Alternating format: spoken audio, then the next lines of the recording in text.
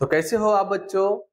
चलिए तो आज हम एक बहुत ही मजेदार कहानी देखने वाले हैं जो कि हमारे दूसरी जमात में मराठी के एक सबक में दी गई है, जिसका नाम है झोपाड़ा गेला उड़ून। चलिए अब हम इसे उर्दू जबान में समझेंगे कि हाँ ये कहानी क्या है और इसमें क्या होता है। तो चलिए शुरू करते हैं। एक तालाब होता है। तालाब तो आप सबको पता होता है, जिसमें पानी, जहाँ पे एक जगह पानी जमा रहता है उसे हम लोग तालाब कहते हैं। तो एक तालाब में दो मेंढक रहते हैं। मुझे नहीं लगता कि आप सब लोगों ने मेंढक को देखा होगा, मगर तस्वीर में आप देख सकते हैं किस तरह मेंढक नजर आते हैं।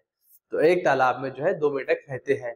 एक दिन उन्हें पानी में दो खंबे नजर आते हैं, दो खड़े ऐसे खंबे नजर आते हैं। तो वो क्या करते हैं, उनके दिमाग में एक आइडिया आता है कि चलो अब खंबे दिख रहे हैं हमको, तो हम खंबों से जो है झूला बनाएंगे।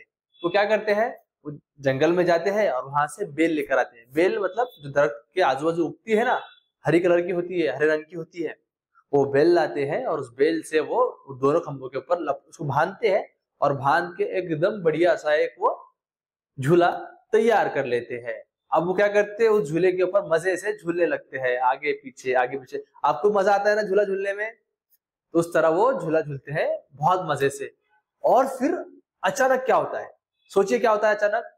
अचानक वो जो है झूला जो है वो उड़ने लगता है। वो दोनों परेशान हो जाते हैं कि ये अचानक कैसे उड़ने लग गया।